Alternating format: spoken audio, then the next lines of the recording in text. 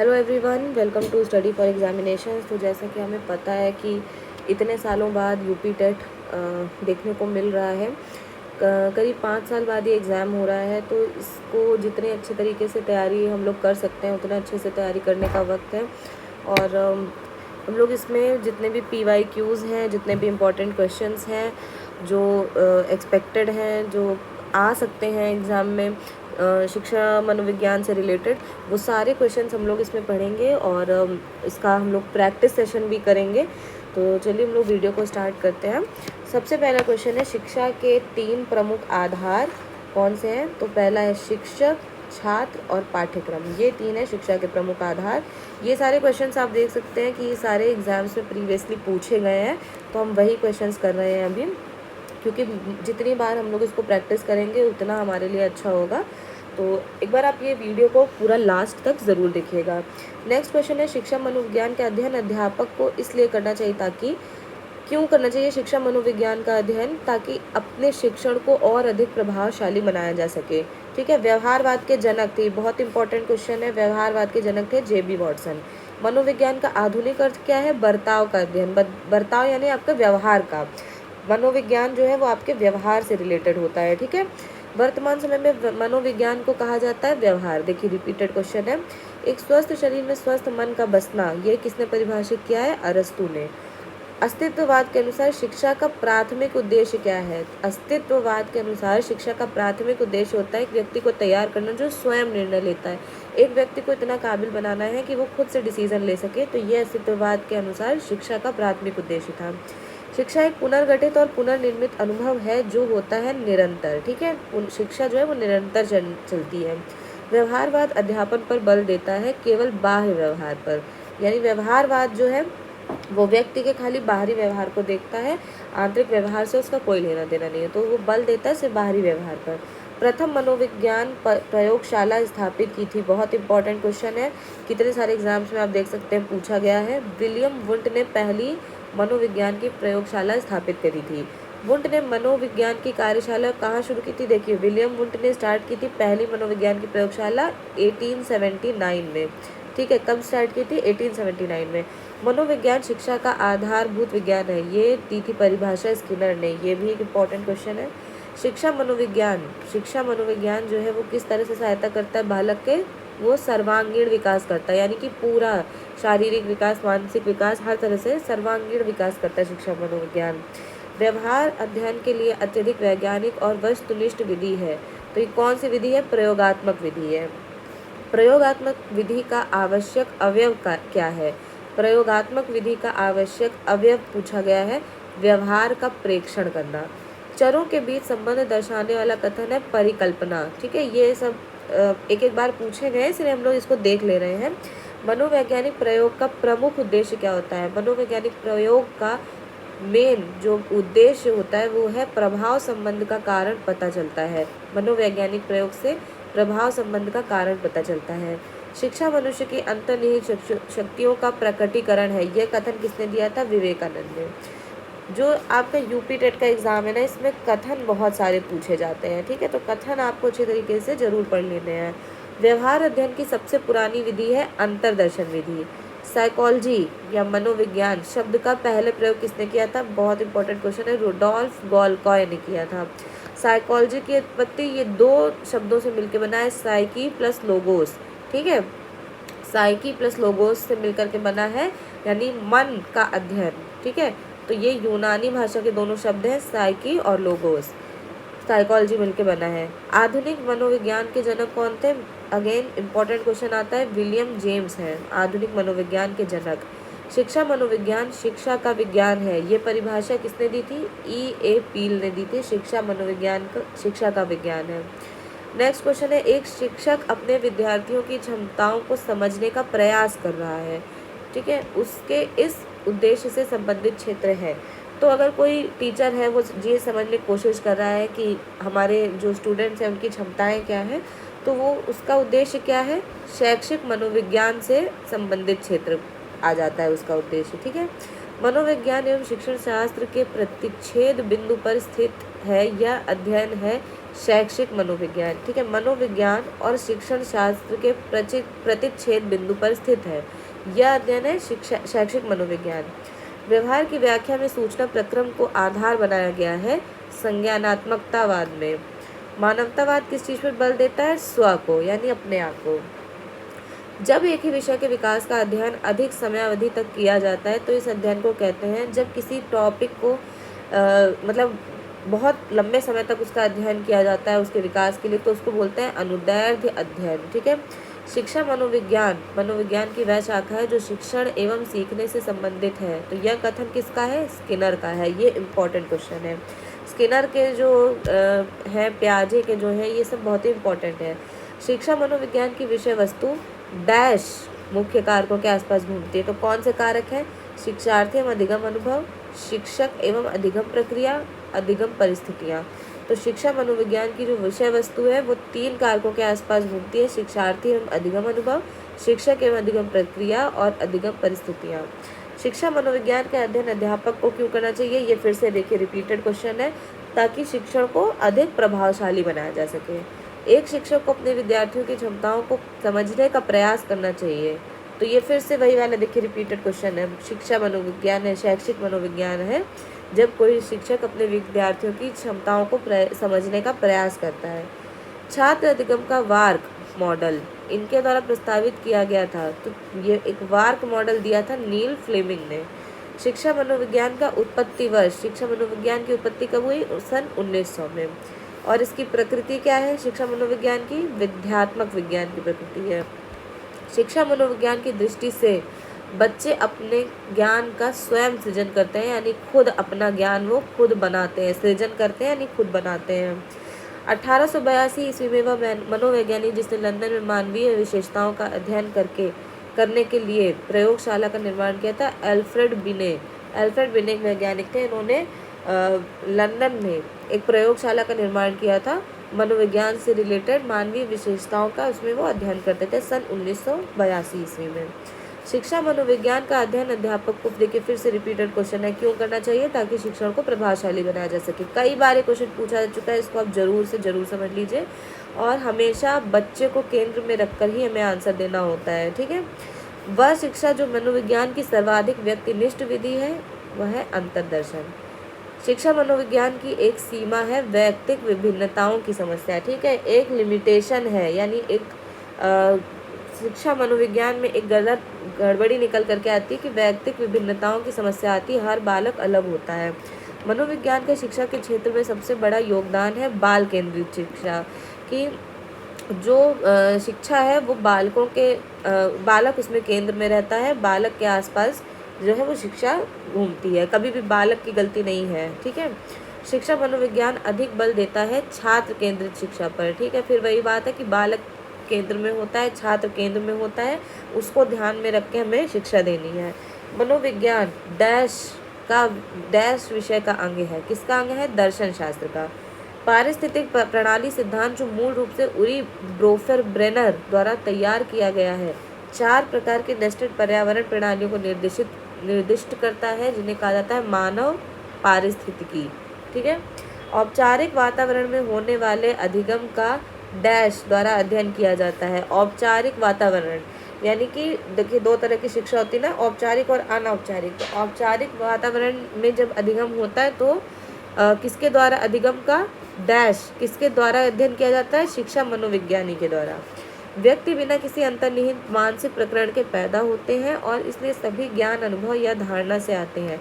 इस धारणा को डैश के रूप में संदर्भित किया जाता है मासूम मनस्थिति या टैबुला, इसको बोलते हैं टैबुला रासा, ठीक है, टैबुला रासा बोलते हैं कि जो व्यक्ति है वो बिना किसी अंतर्निहित मानसिक प्रकरण के पैदा होते हैं और इसीलिए सभी ज्ञान अनुभव या धारणा से आता है। सारा जो आपका नॉलेज है वो जैसे जैसे आपका एक्सपीरियंस बढ़ेगा वैसे वैसे आएगा। तो ये इंपॉर्टेंट क्वेश्चन है। नेक्स्ट हमारा देखिए, हम चैप्टर वाइज क्योंकि हम तैयारी कर रहे हैं तो सेकंड चैप्टर आ जाता है विकास की अवधारणा और अधिगम के साथ उसका संबंध। बच्चों की लंबाई और वजन में वृद्धि का उदाहरण है मात्रात्मक परिवर्तन, ठीक है, मात्रा में परिवर्तन हो रहा है। ऐसे बच्चे जिन्होंने बहुत कम उम्र में गंभीर मानव सामाजिक अभाव का अनुभव किया है, आमतौर पर उनके विकास में देरी या बाधा उत्पन्न होती है और पुनर्वास के बावजूद विकास के कुछ क्षेत्रों में, देखिए गलत लिखा है पे, कुछ क्षेत्रों में सुधार अधीनस्थ होने की संभावना है। यह अवधि जिसमें विकास पर्यावरणीय समर्थन से महत्वपूर्ण रूप से प्रभावित होता है संवेदनशील अवधि होती है। कोई बच्चा है बहुत कम उम्र में उसने मतलब इतना उसको अच्छा माहौल नहीं मिला, सामाजिक अभाव का उसने अनुभव किया, तो उसके विकास में थोड़ी सी देरी हुई, बाधा उत्पन्न हुई। ठीक है, तो यही पूछा गया है कि यह अवधि जिसमें विकास पर्यावरणीय समर्थन से आगे प्रभावित होता है वो होती संवेदनशील अवधि होती है। विकास के किस पहलू में तर्क, चिंतन और समस्या समाधान की व्याख्या है? संज्ञानात्मक विकास बहुत जरूरी क्वेश्चन है, सीटेट में देखिए पूछा जा चुका है, तो यूपी टेट में भी आने की संभावना है, ये इंपॉर्टेंट क्वेश्चन है।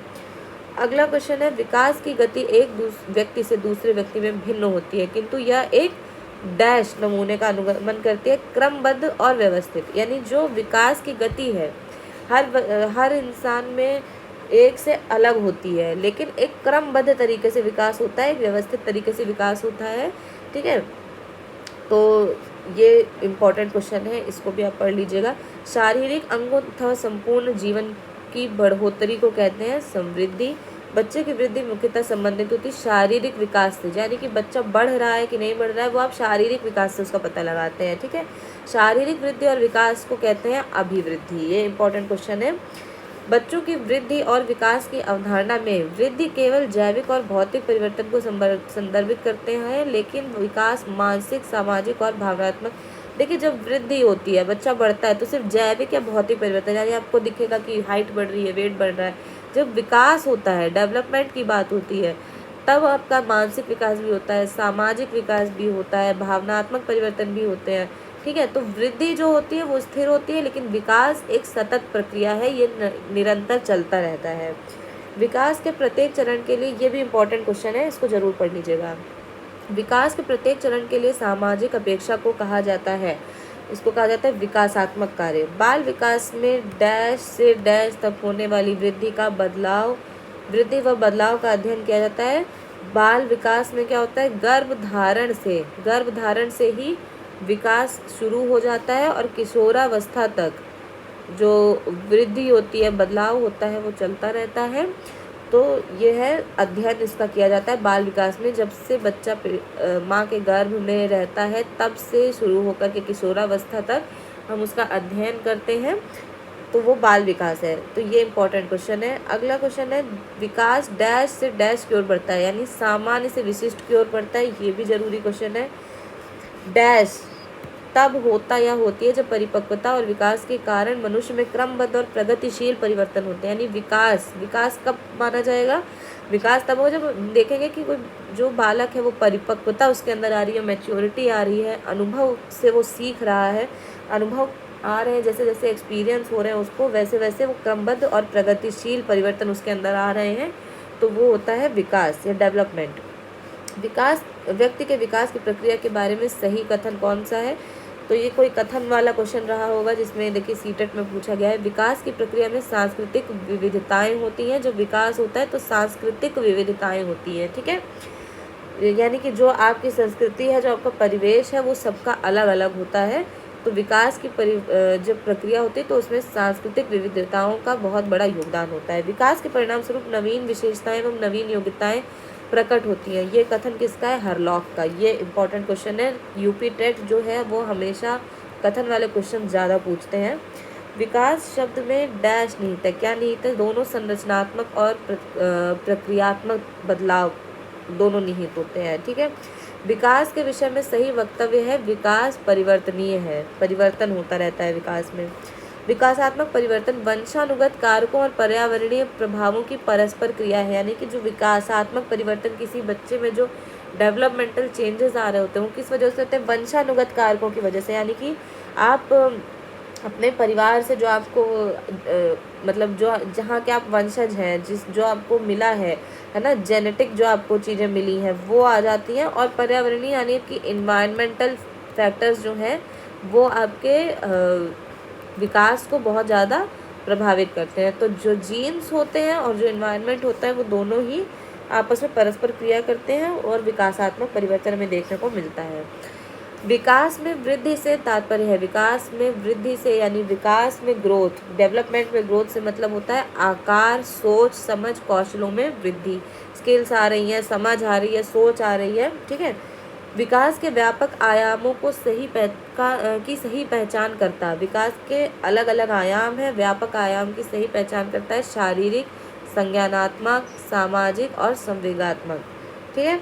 बाल विकास में गुणात्मक परिवर्तन की पहचान है, गुणात्मक परिवर्तन की पहचान क्या है? दृष्टि, ठीक है। तो इसमें एक ये वाला आपका क्वेश्चन, ये वाला इम्पोर्टेंट है। यौन परिपक्वता में महत्वपूर्ण हाथ है, ये देखिए परिपक्वता मैच्योरिटी क्या होती है उस पर आ गए हैं। यौन परिपक्वता में महत्वपूर्ण हाथ है पीयूष ग्रंथि का, ठीक है। आपने बायोलॉजी में ये सब पढ़ा होगा पीयूष ग्रंथि के बारे में। डैश महीने की परिपक्वता में बच्चा पहला कदम चलने लगता है, यानी किस महीने में बच्चा पहला कदम चलता है? 10 से 12 महीने, साल भर के बच्चे आप देखते हैं चलने लगते हैं। एक व्यक्ति मांसपेशियों का उपयोग करना सीखता है और उसके कारण एक कौशल प्राप्त करता है, तो वो होती है परिपक्वता, यानी मैच्योर होने लग गया है व्यक्ति।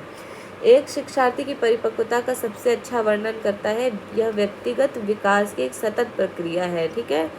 इसको बोलते हैं इंडिविजुअल डेवलपमेंट जो होता है, ठीक है। सब अलग अलग तरीके से डेवलप करते हैं, लेकिन व्यक्तिगत विकास जो है एक सतत प्रक्रिया है, लगातार चलने वाली प्रक्रिया है। आनुवंशिक विन्यास के पूर्व निर्धारित रूप से प्रकट होने की प्रक्रिया कहलाती है परिपक्वता, ठीक है।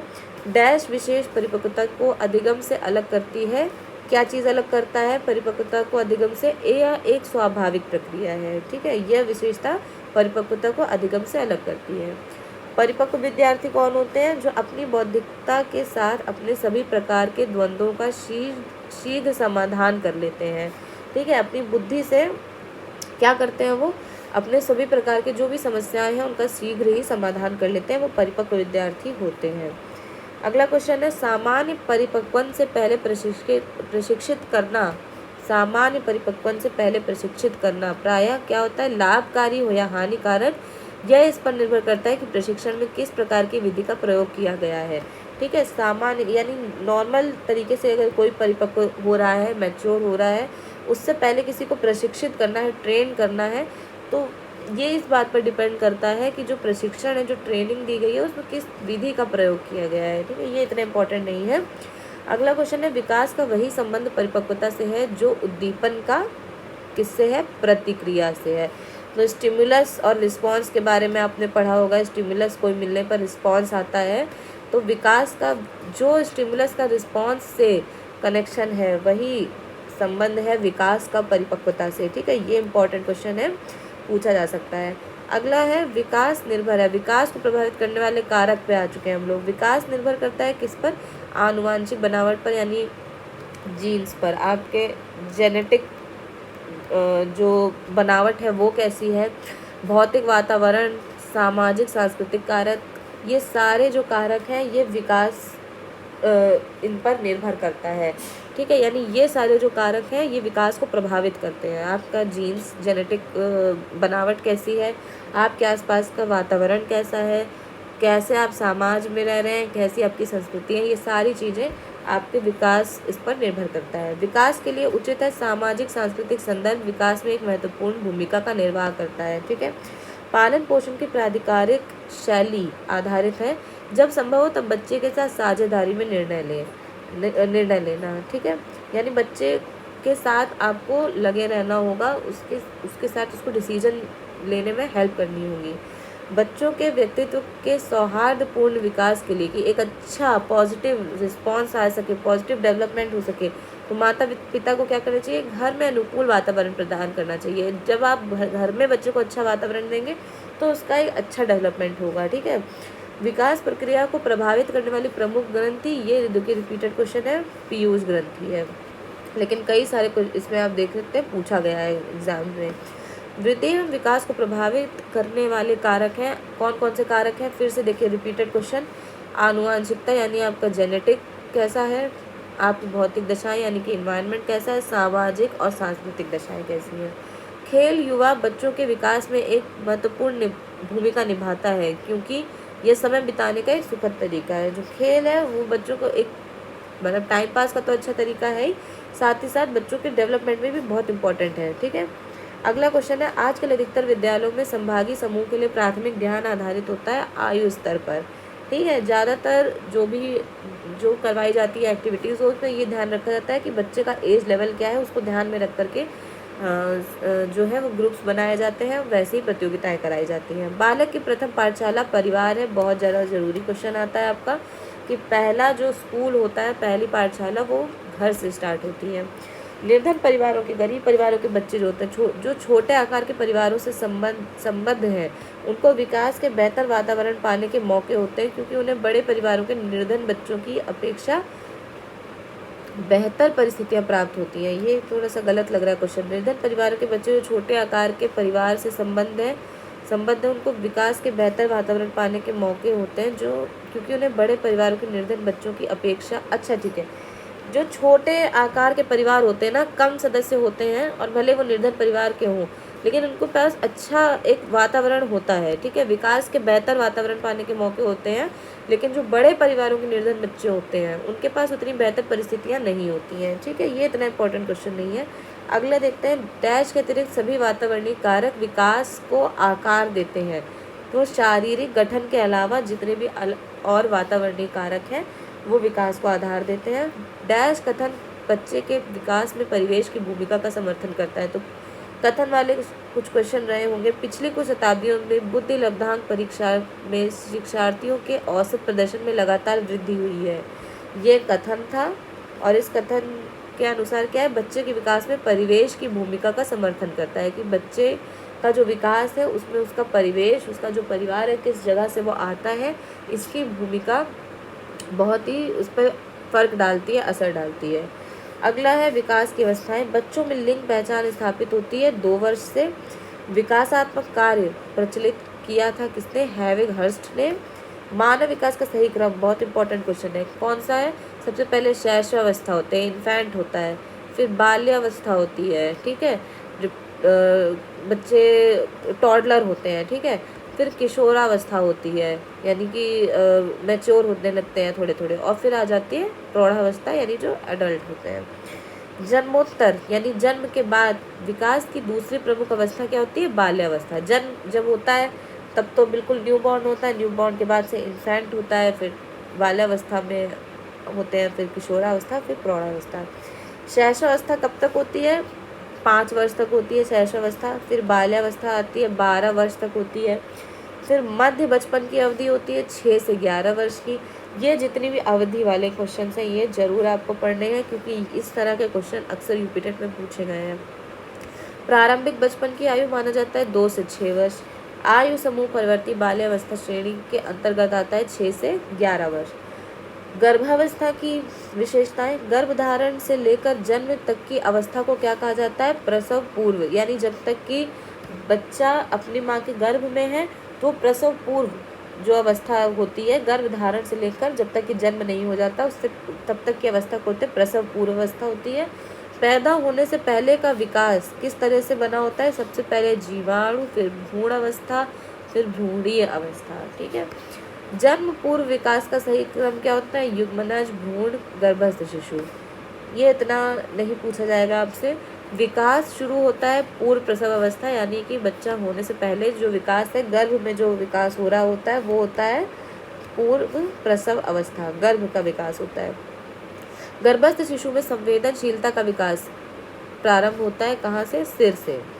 गर्भ में बालक को विकसित होने में कुल कितने दिन लगते हैं, 280 दिन।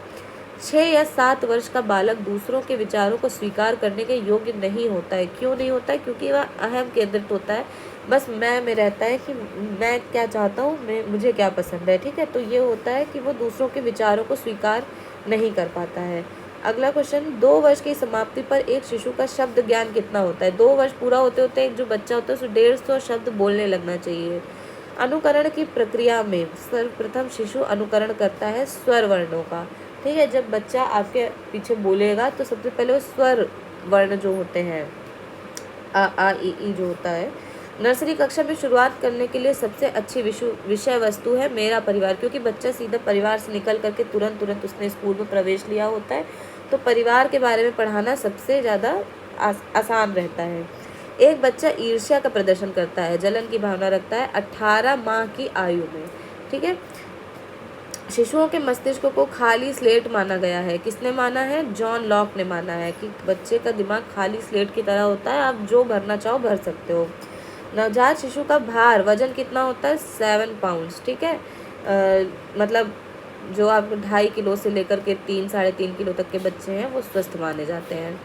गाल को छूने पर सिर को घुमाना और मुख खोलना नवजात शिशुओं में उपस्थित क्या चीज़ है? रूटिंग यानी कि जब आप छोटे बच्चों का, नवजात जो न्यू बॉर्न बच्चे होते हैं जिनका गाल छुएंगे, है ना, तो वो अपने सर को घुमाएंगे, मुंह खोलेंगे, तो ये रूटिंग है। बच्चे तकरीबन इस आयु से सहकर्मी समूह प्रभाव का अनुभव करना शुरू कर देते हैं। तो 3 वर्ष की जब आयु होती है बच्चों की, तो सहकर्मी समूह प्रभाव का अनुभव करना बच्चे शुरू कर देते हैं। विकास का वह चरण जब कोई जीव सबसे तेजी से किसी विशेष कौशल या विशेषता को प्राप्त कर सकता है कहलाता है संवेदनशील अवधि। ठीक है, बच्चों के विकास के संदर्भ में संवेदनशील चरण से क्या मतलब है? ठीक है, किसी व्यक्ति में विशिष्ट क्षमताओं का उत्थान का इष्टतम चरण। जब बच्चे का विकास के संदर्भ में जो संवेदनशील चरण होता है, उसका मतलब होता है कि किसी व्यक्ति में विशिष्ट क्षमताएं, उसके उत्थान का इष्टतम चरण। अगला क्वेश्चन है, उस विशिष्ट समय को कहा जाता है जब बच्चे उनके वातावरण में खास प्रकार से उद्दीपन के प्रति विशेष रूप से ग्रहणक्षम होते हैं। ये संवेदनशील अवधि है। शारीरिक विकास किस स्तर पर तेजी से होता है? सबसे तेज विकास जो होता है शारीरिक विकास का, वो शैशवावस्था में होता है। हाइट बढ़ेगी, बच्चे का वेट बढ़ेगा। बच्चों में आदत विकसित होती है जन्म से ही बच्चों में आदतें विकसित होना शुरू हो जाती हैं।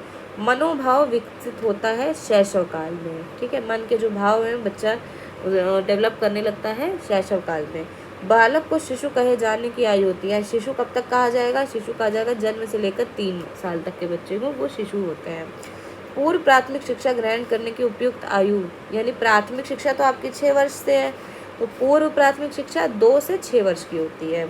शैशवावस्था को सीखने का आदर्श काल कहा है? किसने कहा है? वैलेंटाइन ने कहा है। ठीक, अगला क्वेश्चन है कि बच्चों में सबसे अधिक पाया जाने वाला स्वभाव अनुकरण करने का। बच्चे इमिटेट करेंगे आपको देख के, नकल उतारना जिसको बोलते हैं ना, नकल उतारना। फिर है बाल विकास की अवस्था, जिसको भाषा सीखने की सर्वोत्तम अवस्था कहा जाता है शैशवावस्था, क्योंकि बच्चा अब थोड़े थोड़े शब्द बोलना शुरू कर देता है। शब्दों को दोहराने की प्रवृत्ति विशेष रूप से कब पाई जाती है? शैशवावस्था में। वही चीज़ है, नकल करेंगे, अनुकरण करेंगे। नवजात शिशु की सांवेदिक क्षमताओं पर किए गए शोध बताते हैं कि नवजात शिशु कई चीज़ें कर सकते हैं, जैसे आवाज़, रंग व गंध को पहचानना। ये सारे मतलब जो छोटे बच्चे होते हैं वो आवाज़ से, गंध से अपनी जैसे माँ को पहचान लेते हैं, अपने जो भी फैमिलियर लोग होते हैं उनको पहचान लेते हैं। तो सांवेदिक क्षमताओं पर शोध हुए हैं, उससे पता चलता है कि बच्चे आवाज़, रंग और गंध को पहचान लेते हैं। शैशवावस्था मानव विकास की पहली प्रमुख अवस्था होती है। शैशवावस्था में बच्चों के क्रियाकलाप मूल प्रवृत्त्यात्मक होते हैं। स्वकेंद्रित अवस्था होती है बालक के 3 से 6 वर्ष तक की। स्वकेंद्रित, अपने पे ही बच्चे का ध्यान रहता है। ठीक है, अपने ही आसपास उसकी दुनिया होती है। शिशु किस उम्र तक अजनबियों से झिझकते, शर्माते हैं? कब ये सब कब विकसित होता है? 6 महीने के जो बच्चे होंगे वो अजनबियों को देख करके शर्माएंगे या रोएंगे। ठीक है, तो ये 6 वर्ष के बच्चों में मतलब विकसित कर लेते हैं। प्रारंभिक अवस्था में शिशु अत्यधिक होते हैं स्वकेंद्रित, वही अपने ईगोसेंट्रिक होते हैं, अब अपने में ही उनकी दुनिया होती है। बाल्यावस्था की विशेषताएं। विकास का एक अधिनियम है कि विकास प्रतिमान के विभिन्न काल में खुशी भिन्न भिन्न होती है। इस अधिनियम के अनुसार जीवन का प्रथम वर्ष सबसे अधिक खुशी का एवं वयःसंधि काल सबसे अधिक दुख का होता है। ठीक है, नेक्स्ट क्वेश्चन है 6 से 11 वर्ष आयु वर्ग के छात्रों की आवश्यकता क्या है? कक्ष में प्रजातांत्रिक वातावरण की, सीखने में स्वायत्तता की, क्रिया आधारित अंतरक्रियात्मक अधिगम की। अगला क्वेश्चन है बच्चे के सामाजिक विकास वास्तव में प्रारंभ होता है। बच्चे का जो सामाजिक विकास है ठीक है, वो कब होता है? उत्तर बाल्यावस्था में, यानी बाल्यावस्था में भी उत्तर बाल्यावस्था, पूर्व बाल्यावस्था, उत्तर बाल्यावस्था होती है। तो बाल्यावस्था का जो सेकंड स्टेज होता है वो पूर्व बाल्यावस्था और उत्तर बाल्यावस्था। तो उसमें सामाजिक विकास वास्तव में उत्तर बाल्यावस्था में शुरू होता है। माँ बाप के साये से बाहर निकल अपने साथी बालकों की संगत को पसंद करना कब शुरू होता है? उत्तर बाल्यावस्था में। उत्तर बाल्यावस्था को और भी किसी नाम से जाना जाता है गिरोहावस्था, यानी गिरोह बनाएंगे बच्चे, अपना गैंग एज होती है, अपने दोस्तों में ज़्यादा बिजी रहते हैं। बेहतर एथलेटिक क्षमताएं, शारीरिक क्षमताएं, नियमों के साथ खेलों में भागीदारी, तार्किक विचार प्रक्रियाएं जो ठोस अनुभवों के आसपास केंद्रित होती हैं, ये कौन सी अवधि के लक्षण है? मध्य बचपन में। ठीक है, ज़्यादा बच्चे शारीरिक क्रियाएं करेंगे, खेल में भागीदार बनेंगे। ठीक है, तो ये मध्य बचपन में आता है। बाल्यावस्था से अभिप्राय है, बाल्यावस्था से क्या मतलब है कि यह एक सामाजिक संरचना है। ठीक है, वह अवस्था जिसमें बच्चे अपने समवयस्क समूह के सक्रिय सदस्य हो जाते हैं। यानी कि कौन सी अवस्था जिसमें बच्चे समवयस्क अपने मतलब साथ के जो समूह में सक्रिय सदस्य बनना चाहते हैं, तो वो होता है बाल्यावस्था में।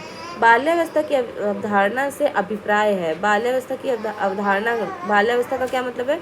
समकालीन सामाजिक संरचनावादी मनोवैज्ञानिकों के अनुसार यह एक सामाजिक संरचना है। बच्चों का द्वितीयक सामाजिकरण, ठीक है, सेकेंडरी सोशलाइजेशन कब होता है? कब स्टार्ट हो जाता है? जब वह स्कूल जैसे औपचारिक संस्थानों में जाना शुरू कर देते हैं। तो ये जो द्वितीयक समाजीकरण पारंपरिक बाल्यावस्था में शुरू हो जाता है, जब वो स्कूल जैसे औपचारिक संस्थानों में जाना शुरू कर देते हैं। प्राथमिक सामाजीकरण तो परिवार है, द्वितीयक आपका हो जाता है औपचारिक संस्थान या स्कूल। राघव जब शिशु था तब उसे माता पिता के स्नेह से वंचित रहना पड़ा। किसी बच्चे का ये केस है कि जब वो छोटा था, शिशु था, तब वो माता पिता का उसको स्नेह नहीं मिला। बाल्यावस्था के आगे के चरण में उसे बहुत संवेदनशील अध्यापक मिले, फिर भी उसे लोगों पर विश्वास करने में परेशानी होती है, जोखिम लेने का साहस नहीं दिखा पाता। राघव के विषय में विकास का जो मुद्दा एकदम स्पष्ट रूप से वर्णित होता है, आरंभिक बाद के अनुभवों का मुद्दा। ठीक है, एक बच्चा है, उसको बचपन उतना अच्छा नहीं बीता है, तो वो आगे किसी पर भरोसा नहीं कर पा रहा है। तो क्या चीज़ है इसमें? उसके विकास का जो मुद्दा है वो स्पष्ट रूप से वर्णित होता है, आरंभिक बाद के अनुभवों का मुद्दा। तो ऐसे केस स्टडी वाले जो क्वेश्चन है ज़्यादातर आपके सीटेट में पूछे जाते हैं। भाषा अर्जन के संबंध में संवेदनशील चरण है, ये इंपॉर्टेंट क्वेश्चन आपका बनता है। प्रारंभिक बाल्यावस्था, यहाँ पे बच्चा भाषा का अर्जन करना शुरू कर देता है। खिलौनों की आयु, टॉय एज किसको बोलते हैं? पूर्व बाल्यावस्था को, ये भी इम्पोर्टेंट है। वह अवस्था जिसमें प्रतीकात्मक खेल बढ़ता है और संज्ञानात्मक विकास को समर्थन देता है, ये भी आपका आ जाएगा प्रारंभिक बाल्यावस्था। आरंभिक बाल्यकाल या आयु समूह काल होता है 2 से 6 वर्ष का। 2 से 6 वर्ष की अवधि को क्या कहा जाता है? प्रारंभिक बचपन कहा जाता है। यही जो हम लोग बात कर रहे हैं, टॉय एज की बात कर रहे हैं, भाषा अर्जन की बात कर रहे हैं, ये सब आपका प्रारंभिक बचपन में आएगा। वह बच्चा जो मध्य बाल्यावस्था में होगा, एक बच्चा जिसने नियमों के अर्थ की समझ विकसित कर ली है और तर्क कर सकता है, वह आ जाएगा आपका मध्य बाल्यावस्था में, वो तर्क करने लग जाएगा बच्चा। ठीक है, वह अवस्था जिसमें शारीरिक, मानसिक और व्यक्तित्व का मूलभूत विकास होता है, बालकाल। बालकाल में क्या होता है? शारीरिक विकास होगा, मानसिक विकास होगा, पर्सनालिटी बनेगी बच्चे की। बच्ची जो मध्य बाल्यावस्था में होगी, एक बच्ची जो मध्य बाल्यावस्था में होगी, तार्किक रूप से वो तर्क कर पाएगा बच्चा और संरक्षण कर पाएगा। मध्य बाल्यावस्था की विशेषताएं क्या है? बच्चे तार्किक और मूर्त रूप से सोचना प्रारंभ कर देते हैं। लज्जा एवं गर्व का भाव, ये कब विकसित होता है? बाल्यावस्था में, यानी कि बच्चे शर्म भी इनको महसूस होगी, प्राउड भी फील करेंगे। ठीक है, तो ये बाल्यावस्था में होगा। एक बच्चे में कंस्ट्रक्टिव रचनात्मक विकास का प्रारंभ होता है बाल्यावस्था के दौरान। बालक द्वारा लंबे समय तक रोने पर भी पिता द्वारा खिलौने न देने का परिणाम होगा प्रतिगमन। ठीक है, एक बच्चा लंबे समय तक रो रहा है, उसके बाद भी उसके पिता उसको खिलौना नहीं दे रहे, तो प्रतिगमन है। बालक की वह अवस्था जिसमें हंसता कम है और मुस्कुराता ज़्यादा है, जिसका अर्थ है कि अपने संवेगों पर नियंत्रण करना सीख गया है, तो यह आएगा आपका उत्तर बालकाल में। बाल्यावस्था का लक्षण है सामाजिक संकल्पना। उत्तर बाल्यावस्था में बालक भौतिक वस्तुओं के किस तत्वों में परिवर्तन को समझने लगते हैं? द्रव्यमान, संख्या और क्षेत्र। वो समझने लग जाते हैं कि आपने उनको कटोरी में जितना पानी है वही पानी अगर आपने ग्लास में डाल दिया है तो पानी की मात्रा उतनी रहेगी। ये सारी चीज़ों को समझना शुरू कर देते हैं उत्तर बाल्यावस्था में। रॉस के अनुसार विकास की वह अवस्था जिसको मिथ्या परिपक्वता काल कहा जाता है, बहुत इंपॉर्टेंट क्वेश्चन है, वो बाल्यावस्था है। ठीक है, बाल्यावस्था मूर्त परिस्थितियों के माध्यम से, ये इंपॉर्टेंट क्वेश्चन है। ठीक है, मूर्त परिस्थितियों के माध्यम से समझने लग जाना कौन सी अवस्था से संबंधित है? बाल्यावस्था में बौद्धिक विकास की अवस्था से संबंधित है। अगला क्वेश्चन है 6 से 11 वर्ष आयु वर्ग के बालकों की विशेषताएं क्या है? बालक सीखने में रुचि नहीं रखते हैं, अब उनको सीखना नहीं है। एक प्रसामान्य 12 वर्ष की आयु के बच्चे में सबसे अधिक होना संभव है समकक्षी के अनुमोदन के लिए बेचैनी। ठीक है, सबने जो साथ के बच्चे होते हैं ना, उनमें बहुत ज़्यादा मतलब उनसे बातचीत करना चाहेंगे। अर्नेस्ट जोन्स के अनुसार किशोरावस्था की आयु सीमा है। किशोरावस्था, ये इस पे मतलब बहुत अलग अलग लोगों ने अलग अलग दिया है कि किशोरावस्था कब से कब तक है। तो अर्नेस्ट जोन्स ने बोला 12 साल से 18 साल। ठीक है, ये इसको याद कर लीजिएगा, पूछा जा सकता है। किशोर काल में किसी एक शिशु को डैश का सामना करना पड़ता है। किशोर काल में जो बालक होगा उसको किस चीज़ का सामना करना पड़ सकता है? यौन संबंधी समस्याएं, मानसिक संकट की समस्या, अपराध प्रवणता की समस्या, सामाजिक समायोजन की समस्या, आत्मनिर्भरता की समस्या। वे गणितीय प्रश्न जो परिकल्पना परिस्थितियों से संबंधित हैं और बीज गणितीय कथन आलेखित करते हैं प्रारंभिक पाठ्यचर्या का भाग है। इस विचार का आधार है कि किशोरावस्था के छात्र डैश कार्य करने में सक्षम है, यानी अमूर्त चिंतन कर लेंगे, वो चीज़ भी कर मतलब उस बारे में सोच सकते हैं जिसको हम देख नहीं सकते, जिसको हम इंग्लिश में कह सकते हैं एब्स्ट्रैक्ट। ठीक है, जिसको हम सिर्फ फील कर सकते हैं। वह अवधि जिसके दौरान विचार अमूर्त और आदर्शवादी हो जाता है। तो जब अमूर्त जहाँ पे भी एब्स्ट्रैक्ट हो जाएगा वो आ जाएगा आपको किशोरावस्था में। उससे पहले बच्चा एब्स्ट्रैक्ट चीज़ों को नहीं समझता। किशोरावस्था की विशेषताओं को सर्वोत्तम रूप से व्यक्त करने वाला शब्द है परिवर्तन। विकास की अवस्था जिसमें स्वतंत्रता की स्थापना, अस्मिता का विकास और अमूर्त चिंतन की अवस्था का लक्षण है किशोरावस्था। ये देखिए सारे सवाल किशोरावस्था से रिलेटेड है और सारे के सारे सवाल आपके ये एक लाइन से 2021 के सीटेट में पूछे गए सवाल हैं। विकास की वह अवधि जब आत्मसात मानकों पर प्रश्न उठाया जाता है और अक्सर परिवार की तुलना में साथियों की राय ज़्यादा इम्पोर्टेंट हो जाती है। परिवार से ज़्यादा बढ़ के दोस्त तैयार हो जाते हैं तो वो किशोरावस्था होती है। विकास के चरण जिसमें बहुत से हार्मोन संबंधी बदलाव होते हैं। हार्मोन संबंधी बदलाव कब होंगे? किशोरावस्था में। देखिए सीटेट में आए हुए क्वेश्चन है। जीवन की वह अवस्था जिसका प्रारंभ और यौवनारंभ से होता है। जब यौन परिपक्वता या प्रजनन करने की योग्यता प्राप्त कर ली जाती है तब उसे कहा जाता है किशोरावस्था। ठीक है, अब बच्चा जो है वो शारीरिक रूप से यौन परिपक्वता उसके अंदर आ चुकी है। जीवन का वह काल जब शरीर में प्रजनन परिपक्वता संबंधी परिवर्तन होता है किशोरावस्था। बच्चे के विकास का वह चरण जिसके दौरान सृजनात्मकता और कल्पना शक्ति अधिक प्रबल होती है। ज़्यादा क्रिएटिव हो गए बच्चे, ज़्यादा कल्पना शक्ति, उनकी जो इमेजिनेशन है वो भी बढ़ गई है, तो ये प्रारंभिक किशोरावस्था होती है। किशोरावस्था या जो टीन एज होती है, ठीक है, टीन की उम्र, टीन एज होती है 13 से 18 वर्ष, 13 to 18 ये होती है। तो ये भी अलग अलग जगह पर आपको अलग अलग देखने को मिलेगा। किशोरावस्था के दौरान कई प्रकार के तनाव और चिंताएं होती हैं। शिक्षकों को चाहिए सहानुभूतिशील होना, क्योंकि अब अलग अलग तरह के आपके हार्मोनल चेंजेस हो रहे होते हैं शरीर में, तनाव होता है, चिंताएं होती हैं। तो एक शिक्षक को कैसे व्यवहार करना चाहिए? सहानुभूति वाला उनका व्यवहार होना चाहिए, सतर्कतापूर्ण व्यवहार होना चाहिए, सतर्कतापूर्ण व्यवहार से आगे बढ़ना। ऊंची भावुकता, उत्साह और अवसाद की अवधि भावनाओं के निर्माण और मनोदशाओं के रूप में जाना जाता है किशोरावस्था। सभी किशोर किस चीज़ का अनुभव कर सकते हैं? दुश्चिंता और स्वयं से सरोकार। एडोलिसेंस एक देखिए यूनानी शब्द है, एडोलिसियर से बना हुआ है, ये इंपॉर्टेंट क्वेश्चन है। ठीक है, इसका उचित अर्थ क्या होगा? परिपक्व विकास। ये आपसे पूछा जा सकता है कि ये किस भाषा का शब्द है और किस शब्द से बना है, तो एडोलिसियर से मिलकर बना है। पहचान निर्माण किया जाता है किशोरावस्था में, यानी कि एक जो बालक है वो अपनी पहचान बनाता है किशोरावस्था के दौरान। कक्षा शिक्षण अधिगम अंतःक्रियाओं को सुधारने हेतु कौन सी रणनीति उत्तर किशोरावस्था के विकास से संबंधित है? तो तो ये रणनीति है विचारों के मुक्त आदान प्रदान के साथ आदर्शीकरण। किशोर जोखिम पूर्ण व्यवहारों में भाग ले सकते हैं क्योंकि वे अपनी किसी भी गतिविधि के बारे में तार्किक रूप से नहीं सोच पाते हैं, उनका लॉजिक इतना अच्छा नहीं होता है, वो कुछ भी व्यवहार जोखिम भरा व्यवहार भी करने लग सकते हैं। वह अवस्था इसमें शारीरिक मानसिक और संवेगात्मक परिवर्तन शीघ्र होते हैं किशोरावस्था है। पद संवेगात्मक क्रांति किस अवस्था में आएगी? किशोरावस्था में। वह अवधि जो वयस्कता के संक्रमण की पहल करती है उसे किशोरावस्था कहा गया है। बाल विकास का वह चरण जिसमें विपरीत लिंग की ओर ज़्यादा आकर्षण दिखता है किशोरावस्था, यानी जो बॉयज़ है वो गर्ल्स की तरफ अट्रैक्टेड रहते हैं, गर्ल्स बॉयज़ की तरफ अट्रैक्टेड रहती हैं, विपरीत लिंग की तरफ आकर्षण होगा। विकास की वह अवस्था इसे तनाव और तूफान की अवस्था कहा है। ये बहुत ही important, very very important question आपका निकल करके आता है। तनाव और तूफान की अवस्था कहा गया किशोरावस्था को, और ये किसने कहा है? ये आपको कहा है स्टैनली हॉल ने। देखिए दूसरे ही उसमें आ गया है, अगेन वेरी इंपॉर्टेंट क्वेश्चन।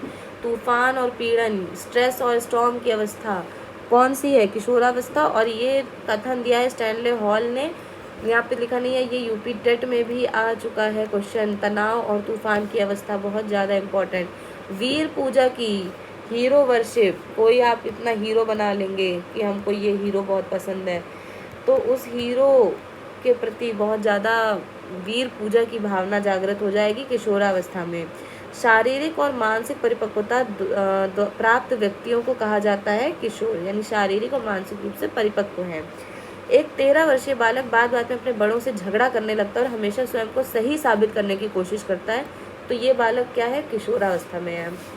सहपाठियों का दबाव सबसे अधिक प्रभाव डालता है उत्तर किशोरावस्था में। अब सहपाठियों का जो दबाव है आपके ऊपर, सहपाठियों का दबाव पड़ने लगा है, तो अब उत्तर किशोरावस्था में है।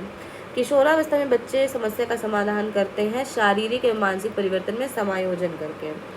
हॉल का सिद्धांत व्याख्या करता है किशोरावस्था का विकास, ठीक है, स्टैनले हॉल जो है उन्होंने दिया था। विद्रोह की भावना की प्रवृत्ति, ये किस में आती, किससे संबंधित है? पूर्व किशोरावस्था, ठीक है। 14 वर्षीय देविका अपने आप से पृथक स्वनियंत्रित व्यक्ति की भावना को विकसित करने का प्रयास कर रही है, बिल्कुल सबसे अपने आप को आइसोलेट है कर रखा, तो वो विकसित कर रही है स्वायत्तता, अपने पर निर्भर रहना चाहती है। किशोरावस्था में संवेगों की तीव्रता प्रकट होती है। संवेग जो है आपके इमोशंस, वो बहुत ज़्यादा उनमें तूफान मचा हुआ होता है। प्रतिकूल पारिवारिक संबंध, यानी आपके प्रतिकूल पारिवारिक संबंध जो है वो उतने अच्छे नहीं रहेंगे। व्यवसाय की समस्या, नई परिस्थिति के साथ समायोजन, आप एडजस्टमेंट नहीं करना चाहेंगे। पूर्वाग्रही किशोर या किशोरी अपनी डैश के प्रति कठोर होंगे, समस्या के प्रति। समान लिंग मित्रता किस दौरान प्रबल होती है? प्रारंभिक किशोरावस्था। एक व्यक्ति डैश के दौरान पौरुष या स्त्रैण सामाजिक भूमिका प्राप्त करता है किशोरावस्था में। उचित यौन शिक्षा कब प्रदान की जानी चाहिए? किशोरावस्था में यौन शिक्षा यानी सेक्स एजुकेशन जो है वो प्रोवाइड करनी चाहिए। शारीरिक विकास पे आ जाते हैं। बच्चों का या बच्चों के शारीरिक विकास क्या है? एक व्यवस्थित और अनुक्रमिक तरीके से होता है, क्रम वाइज होगा, एक क्रम में होगा, एक व्यवस्थित तरीके से विकास होगा। अलग अलग बच्चों में विकास की दर अलग अलग हो सकती है, रेट ऑफ डेवलपमेंट अलग अलग हो सकता है, लेकिन सबका डेवलपमेंट एक व्यवस्थित तरीके से एक सही क्रम में होता है। शारीरिक विकास का प्रमुख नियम है द्रुतगामी विकास का नियम। शारीरिक विकास को प्रभावित करने वाले कारक कौन कौन से हैं? बहुत इंपॉर्टेंट क्वेश्चन है। वातावरण, वंशानुक्रम, खेल और व्यायाम, ये सारी चीज़ें विकास को, शारीरिक विकास को प्रभावित करने वाले कारक हैं। अंतःस्रावी ग्रंथियाँ जो एंडोक्राइन ग्लैंड्स होते हैं आपके, उनको कहा जाता है नलिका विहीन ग्रंथियाँ। होम्योस्टेसिस, ये शब्द किसने दिया था? कैनन ने दिया था। बच्चों के शारीरिक विकास को प्रभावित करता है भौगोलिक वातावरण, पौष्टिक भोजन, अंतःस्रावी ग्रंथियाँ। शारीरिक विकास का क्षेत्र है स्नायुमंडल, मांसपेशियों की वृद्धि, एंडोक्राइन ग्लैंड्स। समानांतर खेल क्या होता है? अलग अलग खेलना। जब एक कीमोथेरेपी पर चल रहे मरीज को अस्पताल को देखते ही उल्टी जैसा लगे, तब अस्पताल CS हो गया है, ठीक है, ठीक है, CS हो गया, यानी कि कंडीशनड स्टिमुलस हो गया है, ठीक है, कंडीशनड स्टिमुलस। अब उसको देखते ही अस्पताल को उल्टी आ रही है। MRI, ठीक है, ये कैसी प्रक्रिया है? तंत्रिका प्रतिबिंब, ये आपने देखी होंगी, MRI की बड़ी बड़ी मशीनें होती हैं। जिसमें ब्रेन को स्कैन करते हैं, ब्रेन के अंदर क्या फंक्शन चल रहा है वो सब पता करते हैं। अगला है वह अवधि जिसमें शारीरिक विकास वह अवधि जिसमें शारीरिक वृद्धि एवं विकास तीव्र गति से घटित होता है। तो क्या है, शैशवावस्था में और प्रारंभिक बाल्यावस्था में शारीरिक विकास बहुत तेजी से होता है। सामान्यतः लड़के और लड़कियों में शारीरिक विकास की विशेषता प्रेक्षित की जाती है। लड़कियां शारीरिक विकास में 2-3 वर्ष आगे होती हैं। वेट लिफ्टर यानी पहलवान जो होते हैं उनको आमतौर पर मांसपेशियों और शरीर को पुष्ट बनाना होता है, तो उन्हें आहार में क्या लेना चाहिए? प्रोटीन। बहुत ही बेसिक सा क्वेश्चन था। मास्टर ग्रंथि के नाम से किसको जाना जाता है? पीयूष ग्रंथि को जाना जाता है। शरीर के आकार में वृद्धि होती है शारीरिक और गत्यात्मक विकास के कारण। शारीरिक विकास का एक, अच्छा ये वाला जो क्वेश्चन था ना आपका, ये इंपॉर्टेंट क्वेश्चन आ जाएगा, ठीक है। शारीरिक विकास का एक प्रमुख नियम क्या है? अनियमित विकास का नियम। बच्चे के उचित विकास को सुनिश्चित करने के लिए उसका स्वस्थ शारीरिक विकास एक महत्वपूर्ण आवश्यकता है। यह कथन सही है। तो क्यों सही है?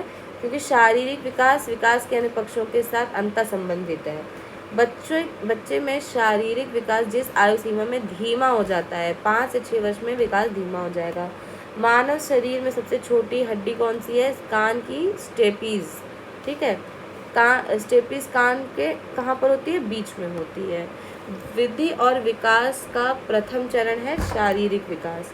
केंद्रीय तंत्रिका तंत्र में होता है क्या चीज़? मस्तिष्क और मेरुदंड, ठीक है, यानी आपका ब्रेन और स्पाइन जिसको बोलते हैं। गत्यात्मक विकास पे आ जाते हैं। एक तीसरी कक्षा में विद्यार्थियों के स्तर के अनुकूल सूक्ष्म गतिक कौशल का उदाहरण है एक धागे में मोती पिरोना। सूक्ष्म गतिक यानी जो आपका फाइन मोटर होता है ना, फाइन मोटर, ठीक है। एक धागे में मोती पिरोएंगे तो हाथ की जो उंगलियां हैं उसका काम लगता है, तो धागे में मोती पिरोना सूक्ष्म गतिक कौशल का उदाहरण है। गत्यात्मक और संज्ञानात्मक विकास होता है संपूर्ण जीवन काल के दौरान। पूरा जीवन आपका गत्यात्मक और संज्ञानात्मक विकास चलता रहेगा। सूक्ष्म क्रियात्मक कौशल नहीं है, तो इसमें कुछ 3-4 ऑप्शन दिए रहे होंगे कि कौन कौन से नहीं है। कूदना जो है आपका, ये आपका होता है ग्रॉस मोटर होता है ना, ग्रॉस मोटर होता है, सूक्ष्म नहीं होता है। अगला है स्थूल कौशल के उपयोग का उदाहरण है एक पैर पर संतुलन करना। ये स्थूल और सूक्ष्म दो तरह के, ये स्थूल में आ जाएगा ना, ये जो कूदना है ये स्थूल हो जाएगा। जब आप बड़ी मसल्स का काम लेते हैं वो स्थूल होता है। जब आप छोटी मसल्स का, जैसे उंगलियों की जो मसल्स हैं उनका यूज़ करेंगे तो वो सूक्ष्म हो जाएगा। डैश स्थूल गत्यात्मक चालन कौशल का उदाहरण है, जबकि डैश में सूक्ष्म गत्यात्मक कौशल की अवधि। तो भागना जो है वो स्थूल हो जाएगा, यानी आप पैरों की बड़ी मसल्स का काम है। और सूक्ष्म गत्यात्मक में चित्र बनाना जो है, क्योंकि उंगलियों की छोटी मसल्स का काम है। तो ये आपका स्थूल और सूक्ष्म यानी ग्रॉस मोटर, फाइन मोटर। उत्कृष्ट मोटर कौशल का उदाहरण है लिखना। मिट्टी के खिलौने बनाने के दौरान एक बालिका को अपने जिस कौशल को विकसित करने का अवसर मिलेगा, तो मिट्टी का खिलौना बनाएंगे तो आपको हाथ की मसल्स, उंगलियों की मसल्स लगेंगी, तो सूक्ष्म क्रियात्मक कौशल लगेगा, fine motor skills. Shrimati Kumar का पहला बच्चा 10 महीने में चलने लगा, दूसरा बच्चा 12 महीने का है और अभी तक नहीं चल रहा है। वह दुखी या चिंतित नहीं है, क्योंकि वह जानती है कि चलने के विकास के लिए वह अभी सामान्य समयबद्ध के अंदर है। क्योंकि 10 से 12 महीने के बच्चे जो हैं वो चलना शुरू कर देते हैं, या चाहे 10 महीने में चलें चाहे 12 महीने में चलें। तो अभी इसीलिए जो ये लेडी है ये इतना ज़्यादा चिंतित नहीं है, क्योंकि 12 महीने का है, वो जानती है कि अभी समय है, बच्चा सीख जाएगा। चालक विकास की दर में व्यक्तिगत विविधताएं होती हैं, फिर भी चालक विकास का क्रम डैश से डैश तक है। अपरिष्कृत स्थूल चालक विकास, परिष्कृत सूक्ष्म चालक विकास, स्थूल चालक और सूक्ष्म चालक, ठीक है। यानी आपका ग्रॉस मोटर पहले आएगा, पहले ग्रॉस मोटर, पहले बड़ी मसल से काम स्टार्ट होगा, उसके बाद आपका फाइन मोटर स्किल्स आता है, फिर आपकी छोटी मसल्स। सामाजिक परिवेश से तात्पर्य है, सामाजिक परिवेश से क्या तात्पर्य है? समाज में आप कहेंगे शिक्षक, समाज संबंधी, मित्र, पड़ोसी, माता पिता, परिवार के सदस्य, ये सभी आपके सामाजिक परिवेश में आते हैं। साथी समूह से क्या तात्पर्य होता है? साथी समूह में आपके एक व्यवसाय में कार्यरत लोग या मित्र एक साथ जो आपके होते हैं वो होते हैं आपके साथी समूह। वह अवस्था जब बालक अपने अभिभावकों के साथ कम आनंदित होता है, संबंधित है उसके सामाजिक विकास से। सामाजिक विकास में संबंधित चरण, इसमें व्यक्ति समूह, समाज और राष्ट्र के बेहतर हितों में अपने हित को त्याग सकता है। किशोरावस्था एक अलग ही दुनिया में होता है। ठीक है। आक्रामकता का कारण सामाजिक हो सकता है, ना कि जीव वैज्ञानिक शरीर विज्ञान संबंधी। तो आक्रामक कोई कब होता है? सामाजिक रूप से सामाजिक हो सकता है। ठीक है। जी, उसका शरीर विज्ञान से कोई लेना देना नहीं है। सामाजिक कारकों की वजह से कोई व्यक्ति आक्रामक हो सकता है। सामाजिक विकास अनिवार्य रूप से एक विषय है सामाजिक व्यवस्था के उद्देश्यों के साथ स्वयं के उद्देश्यों का एकीकरण। बच्चों के सामाजिक विकास को प्रभावित करने वाले कारक कौन से हैं? सामाजिक परिवेश जन्य तत्व। बालक का सामाजिक विकास प्रभावित होता है। कब प्रभावित होता है? सामाजिक आर्थिक स्तर से। ठीक है। सामाजिक विकास, सोशल डेवलपमेंट कब प्रभावित होगा? जब सामाजिक और आर्थिक स्तर आपका कैसा है उस पर डिपेंड करता है। विद्यालय से आपका सामाजिक विकास प्रभावित होगा, परिवार से प्रभावित होगा। शिशु का सामाजिक विकास निर्भर करता है दूसरों से बातचीत करने के अवसर पर। बच्चे के सामाजिक विकास को प्रभावित कर सकता है कोई पुरानी बीमारी। सामाजिक रूप से अपरिपक्व छात्र जो होते हैं, ठीक है, उनको कौन से छात्रों के रूप में जाना जाता है? निर्भर छात्र। जैसे जैसे शिशु विकसित होता है वैसे वैसे उसकी मानसिक क्षमता क्या होती है? बढ़ेगी। परासंज्ञान या अधिसंज्ञान क्या है? अपनी खुद के सोच के बारे में सोचने की प्रतिक्रिया। ठीक है, कि हम जो सोच रहे हैं, जो हम चाह रहे हैं वो सही है या नहीं, वो उस पर प्रतिक्रिया देना। एक शिक्षिका अपने विद्यार्थियों के बीच संज्ञानात्मक प्रबोधन कौशल को सुसाध्य करना चाहती है। इस उद्देश्य के लिए बचना चाहिए। त्रुटियों को बिना चर्चा के खारिज करना। ठीक है, जो गलती है उसको बिना उस पर कोई डिस्कशन नहीं किया गया तो ये चीज़ नहीं करना चाहिए, इससे बचना चाहिए। विकास का वह क्षेत्र जिसका संबंध बौद्धिक सामर्थ्यों जैसे कि ध्यान, स्मृति, समस्या समाधान, कल्पना और रचना से है, तो यह आ जाएगा आपका संज्ञानात्मक क्षेत्र में, जहाँ पर भी ध्यान, मेमोरी, स्मृति, ठीक है, इमेजिनेशन, रचनात्मकता, ये सारी चीज़ें जहाँ पर भी आ जाएंगी तो वो आपका संज्ञान में आ जाएगा। बच्चों में विवेचनात्मक चिंतन को बढ़ावा देने का उदाहरण क्या है? पता करो कि तटीय इलाके में रहने वाले लोग क्या खाते हैं और क्यों। तो ये कुछ 4-5 दिए होंगे ऑप्शंस जो हैं, तो इसमें विवेचन करना होगा बच्चों के चिंतन को बढ़ाने के लिए। तो इसमें ये सबसे सटीक यही रहा होगा कि पता करना है कि तटीय इलाके के जो लोग हैं वो जहाँ पे रहते हैं वो क्या खाते होंगे और क्यों खाते होंगे। संज्ञानात्मक विकास का क्या अर्थ है? बुद्धि का विकास। संज्ञान में विकास यानी कि बुद्धि का विकास हो रहा है। संज्ञानात्मक विकास का तात्पर्य क्या है? ग्रहण की गई संवेदी सूचनाओं का रूपांतरण, यानी हमने जो सूचनाएं ग्रहण की हैं उनको हम मॉडिफाई करें। ग्रहण की गई सूचनाओं का विस्तारण, उनको बढ़ाएं, उनका संग्रह करें और उनको पुनः प्रस्तुत करें। जेंडर स्कीमा थ्योरी ये किसने प्रस्तावित की थी? एस.एल. बेम ने। बच्चों में सृजनात्मकता का विकास करना विकास के कौन से आयाम से संबंधित है? मानसिक आयाम से संबंधित है। बालक के बौद्धिक विकास से क्या तात्पर्य है? बौद्धिक विकास का मतलब होता है समझ, कल्पना और तर्क। बालक की संज्ञानात्मक शक्तियाँ जैसे कल्पना शक्ति, बुद्धि, निर्णय लेने की क्षमता आदि का संबंध बालक के मानसिक विकास से है। मानसिक विकास के तहत आने वाला आयाम क्या है? भाषा। संज्ञानात्मक विकास का अर्थ है अभियोग्यता का विकास। मानसिक वृद्धि और विकास में महत्वपूर्ण भूमिका निभाता है सीखना और परिपक्व दोनों। मानसिक वृद्धि और विकास इसमें महत्वपूर्ण भूमिका क्या निभा रहा है? आपकी लर्निंग, यानी जो आप सीख रहे हैं और जो आप में मैच्योरिटी आई है, दोनों ही जरूरी है। मानसिकता के सिद्धांत का सबसे अच्छा वर्णन करता है प्रौढ़ मानसिकता असफलता को एक मामूली रुकावट के रूप में देखती है, सुधारने और विकसित होने का अवसर देती है। बच्चे के संज्ञानात्मक विकास हेतु उत्तम स्थान है, ये इम्पोर्टेंट क्वेश्चन है। विद्यालय एवं कक्षा का वातावरण। विद्यालय का वातावरण कैसा है, कक्षा का वातावरण कैसा है, ये बच्चे के संज्ञानात्मक विकास के लिए सबसे अच्छी जगह है। मानसिक विकास प्रभावित करने वाले कारक कौन से? वंशानुक्रम, परिवार का वातावरण, परिवार की सामाजिक स्थिति। तो ये क्वेश्चन आप देखिए कई बार रिपीट हुआ है, ये भी क्वेश्चन इंपॉर्टेंट हो सकता है, दोबारा भी पूछा जा सकता है। अगला आते हैं बच्चों के संवेगात्मक विकास को प्रभावित करने वाले कारक। संवेगात्मक विकास को कैसे प्रभावित करेंगे? कौन से कारक हैं? स्वास्थ्य एवं शारीरिक विकास, पारिवारिक वातावरण, आपसी संबंध, पास पड़ोस, समुदाय और समाज। ये भी रिपीटेड क्वेश्चन है। एक शिक्षक विद्यार्थियों को समझाते हैं कि उन्हें दूसरों के दृष्टिकोण से उत्तेजित नहीं होना चाहिए, भले ही उनकी दृष्टिकोण स्वयं से विपरीत क्यों ना हो। वह विद्यार्थी के जिस पक्ष पर ध्यान दे रहे हैं वह संवेगात्मक विकास, यानी कि उन्हें बता रहे कि अगला क्या सोच रहा है, उसका क्या, जिसको आजकल कहते हैं ना POV, पॉइंट ऑफ व्यू क्या है, तो उससे हमें उत्तेजित नहीं होना चाहिए, भले ही आपके विचारों में अंतर क्यों ना हो। तो वो ध्यान दे रहे हैं बच्चे के संवेगात्मक विकास पर, ठीक है। ये इस तरह के क्वेश्चन सीटेट में बहुत पूछे जाते हैं। भावनात्मक लगाव को दर्शाता है अलग होने की घबराहट, जिसको हम बोल सकते हैं सेपरेशन एंग्जाइटी, जो छोटे बच्चों में होती है, ठीक है। सेपरेशन एंग्जाइटी, अलग होने पर घबराहट होने लगती है, ये भावनात्मक लगाव है बच्चे का, ठीक है। बच्चे के संवेगात्मक विकास को सबसे कम प्रभावित करता है क्या? खेल कूद का। संवेगों से बहुत ज़्यादा लेना देना नहीं होता है, सबसे कम होता है लेकिन बहुत कम। संवेगात्मक विकास को प्रभावित करने वाले कारक, फिर से ये भी रिपीटेड है, शारीरिक स्वास्थ्य, मानसिक योग्यता, थकान। तो ये वाला पूछा जा सकता है। पूर्व बाल्यावस्था में बालक के संवेगात्मक विकास हेतु सर्वाधिक महत्वपूर्ण भूमिका किसकी होती है? माता पिता की। कोई भी नाराज हो सकता है, यह आसान है, परंतु एक सही व्यक्ति के ऊपर सही मात्रा में, सही समय पर, सही उद्देश्य के लिए तथा सही तरीके से नाराज होना आसान नहीं है। तो ये संबंधित है संवेगात्मक विकास से। खेल के माध्यम से बालक अपने संवेदों पर नियंत्रण करना सीख जाता है, यह विकास कहलाता है संवेगात्मक विकास। जो गेम्स की वजह से अपने इमोशंस पर आदमी कंट्रोल करना सीख जाता है, ठीक है। वह परिस्थिति जिसमें बच्चे का संवेगात्मक और सामाजिक विकास अच्छे से होगा। कौन सी परिस्थिति होगी? जब बच्चे को महत्वपूर्ण माना जाए, उसकी भावनाओं का सम्मान किया जाए, ठीक है, तब बच्चे का सामाजिक और संवेगात्मक विकास बहुत अच्छे से होगा।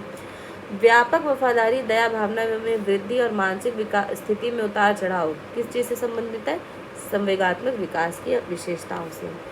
बच्चों के संवेगात्मक विकास के लिए सर्वाधिक उपयुक्त है कक्षा का प्रजातांत्रिक परिवेश, यानी डेमोक्रेटिक इन्वायरमेंट होना चाहिए, सबकी बात सुनी जानी चाहिए, तभी बच्चे का संवेगात्मक विकास अच्छी तरह से होगा। नैतिक विकास, मॉरल डेवलपमेंट, बालक में नैतिक मूल्यों के विकास में महत्वपूर्ण भूमिका निभाते प्रार्थना सभा, सही समाजीकरण, बुद्धि, ये सब काम जो आपके स्कूल में कराए जाते हैं, प्रार्थना सभा वगैरह, ये सब नैतिक मूल्य सिखाते हैं। विद्यार्थियों में नैतिक मूल्यों का विकास महत्वपूर्ण होता है। हम इस विकास के लिए करना चाहेंगे, क्या करना चाहिए? स्वयं को आदर्श के रूप में प्रस्तुत करना, अपने आप को एक आइडियल पोजीशन में रखो, ठीक है। बच्चों में नैतिकता की स्थापना के लिए सर्वोत्तम मार्ग है। नैतिकता स्थापित करने के लिए सबसे बढ़िया क्या है? शिक्षक का आदर्श के रूप में व्यवहार करना। जब एक शिक्षक आदर्श रूप में व्यवहार करेंगे तो उसको देख कर के बच्चे भी नैतिक मूल्यों का विकास उनमें भी होगा। छात्रों में अच्छे नागरिकों के गुण समाहित करने का तरीका होना चाहिए, उन्हें राष्ट्रीय नायकों से परिचित कराकर। बच्चों के अच्छे चरित्र निर्माण के लिए कक्षा गतिविधि इस प्रकार से हो कि बच्चों के चरित्र निर्माण में सहायता मिल सके। चरित्र का विकास होता है इच्छा शक्ति द्वारा, बर्ताव व्यवहार द्वारा, नैतिकता द्वारा। सही और गलत की समझ होना, ये किस चीज़ का हिस्सा है? नैतिकता का हिस्सा है, नैतिक विकास का हिस्सा है। ये इंपॉर्टेंट क्वेश्चन है। सह पाठ्यक्रम गतिविधियाँ अधिकतर संबंधित है छात्रों के सर्वांगीण विकास से, ठीक है। जो सह पाठ्यक्रम, जो को करिकुलर एक्टिविटीज़ होती हैं, वो संबंधित होती हैं सर्वांगीण विकास से। विद्यालयों में सह पाठ्येतर गतिविधियाँ आयोजित की जानी चाहिए। ये जो CCA एक्टिविटीज़ हैं, ये आयोजित की जानी चाहिए, क्योंकि छात्र के समग्र विकास में, फिर वही बात है, सर्वांगीण विकास में सहायक होती है। इस तरह के क्वेश्चन आपके पूछे जा सकते हैं। निचली कक्षाओं में शिक्षण की खेल पद्धति मूल रूप से आधारित है विकास एवं वृद्धि के मनोवैज्ञानिक सिद्धांत पर। अगला क्वेश्चन है, एक बच्चा अपनी मातृभाषा सीख रहा है, वह दूसरा बच्चा वही भाषा द्वितीय भाषा के रूप में सीख रहा है, दोनों समान प्रकार की त्रुटि कर सकते हैं। तो ये क्या है? विकासात्मक। विकास एवं अधिगम के बीच संबंध को सही तरीके से सूचित करता है। विकास एवं अधिगम अंतः संबंधित और अंतः निर्भर होते हैं, यानी जो विकास है आपका, डेवलपमेंट है, और जो आपकी लर्निंग है, इनके बीच में जो संबंध है, ठीक है, दोनों अंतर संबंधित होते हैं, एक दूसरे से संबंधित है, एक दूसरे पर निर्भर है। तो ये इंपॉर्टेंट क्वेश्चन है, आपसे पूछा जा सकता है। यदि छात्र अधिकांश कार्य स्वयं के हाथों से करेगा तो छात्र में आत्मनिर्भरता पैदा होगी, बिल्कुल सही बात है। शिक्षण का विकासात्मक परिप्रेक्ष्य शिक्षकों से यह मांग करता है कि वे विकासात्मक कारकों के ज्ञान के अनुसार अनुदेशन युक्तियों का अनुकूलन करें। एक शिक्षिका को बच्चों को अपने आप से बात करने, व्यक्तिगत वाद को प्रतिक्रिया देनी चाहिए, उसे प्रोत्साहित करना चाहिए, क्योंकि इससे स्वनियमन सुसाधित होता है। यानी जो टीचर है वो कहती है कि खुद से बात करो, है ना, तो ये क्या करिए, प्रोत्साहित कर रही हैं कि मतलब अपने आप से बात करोगे तो स्वनियमन सुसाधित होता है। 1.5 से 2.5 साल की उम्र के बच्चों द्वारा अक्सर उच्चरित द्विशब्दीय उच्चारणों को कहा जाता है तार प्रेषित वाचन। FG फ्रेंच मेथड का प्रयोग कौन सी शिक्षा के लिए किया जाता है? लिखने के लिए। गहन पढ़ाई से छात्रों के किस प्रकार के शब्द संग्रह में बढ़ोतरी होती है? सक्रिय। ठीक है, सक्रिय शब्द संग्रह बढ़ेगा। एक अध्यापिका अपने विद्यार्थियों को गणित के सवालों के उत्तर तक पहुंचने की प्रक्रिया को व्याख्या करने के लिए बढ़ावा देती है, तो क्या कर रही हैं? अधिसंज्ञानात्मक कौशल के विकास में मदद कर रही हैं। अब एग्जाम पॉइंट ऑफ व्यू से क्या चीज़ें इंपॉर्टेंट हैं, कई बार पूछी जा चुकी हैं। बाल्यावस्था की प्रमुख मनोवैज्ञानिक विशेषता क्या है? सामूहिकता की भावना, यानी समूह बना के रहेंगे। जो बाल्यावस्था में जो गैंग एज के बारे में हमने पढ़ा, ठीक है, तो समूहावस्था जो होती है, सामूहिकता की भावना। खिलौने की आय, फिर से आ गया देखिए, टॉय एज। टॉय एज किस में आएगी? पूर्व बाल्यावस्था में। विकास का अर्थ है, विकास का क्या अर्थ है? परिपक्वता एवं अनुभव के फलस्वरूप होने वाली परिवर्तनों की श्रृंखला, एक सीरीज है। ठीक है, विकास, परिपक्वता और अनुभव के फलस्वरूप होने वाले जो आपके परिवर्तन हैं, चेंजेस हैं, उनकी सीरीज। बचपन के सांप्रतिक दृष्टिकोण की मान्यता है बचपन वृद्धि एवं परिवर्तन की अनूठी अवधि है। एक प्रसामान्य 12 वर्ष के बच्चे में सबसे अधिक होना संभव है क्या चीज़? समकक्षी के अनुमोदन के लिए बेचैनी। ये रिपीटेड क्वेश्चन है, देखिए। मनोवैज्ञानिक के अनुसार बाल विकास की सबसे जटिल अवस्था है, इंपॉर्टेंट क्वेश्चन आता है, सबसे जटिल अवस्था किशोरावस्था है। वह अवस्था जिसमें शर्म और गर्व जैसी भावना का विकास होता है। ठीक है, शर्म और गर्व जैसी भावना का विकास होता है, यह आपकी है बाल्यावस्था। तनाव और क्रोध की अवस्था, तनाव और क्रोध की अवस्था आपकी किशोरावस्था है। ठीक है, तनाव और तूफान की अवस्था किशोरावस्था, जिसको दिया था किसने? स्टैनले हॉल ने दिया था। मल्टीपल टाइम ये क्वेश्चन पूछा जा चुका है, जरूर पूछा जा सकता है दोबारा भी। किशोर अनुभव करते हैं दुश्चिंता और स्वयं से सरोकार का। मिश्रित आयु वर्ग वाले विद्यार्थियों की कक्षा से व्यवहार रखने वाले शिक्षक के लिए सर्वाधिक महत्वपूर्ण क्या है? विकासात्मक अवस्थाओं का ज्ञान होना चाहिए शिक्षक को। मानव विकास की वह अवस्था जिसमें सुनहरी अवस्था, ठीक है, गोल्डन पीरियड जो होता है वो बाल्यावस्था होता है। ये इंपॉर्टेंट क्वेश्चन है।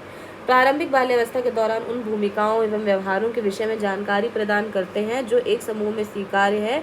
क्या है? माता पिता और भाई बहन। ठीक है, ये प्रारंभिक बाल्यावस्था में भूमिका निभाते हैं, व्यवहार में जानकारी प्रदान करते हैं। विकास और अधिगम के बीच संबंध को सर्वश्रेष्ठ रूप से जोड़ता है कि अधिगम और विकास एक जटिल तरीके से एक दूसरे से अंतर संबंधित हैं और एक दूसरे पर निर्भर करते हैं। ये भी हमने पढ़ा था, ये इम्पोर्टेंट है। विकास की किस अवस्था में बुद्धि का अधिकतम विकास होता है? किशोरावस्था में सबसे ज़्यादा विकास होता है। ठीक है, तो नेक्स्ट, अब हम लोग इतना पढ़ चुके हैं। नेक्स्ट हम कंप्लीट करेंगे बालकों के विकास का सिद्धांत, और आज शाम को हम इसके जो भी MCQs हैं एक बार इसको फिर से हम लोग पढ़ेंगे, रिवाइज करेंगे, प्रैक्टिस सेट लगाएंगे। तो हम लोग मिलते हैं नेक्स्ट वीडियो में। तब तक के लिए आप इस वीडियो को लास्ट तक ज़रूर देखिएगा। Thank you so much.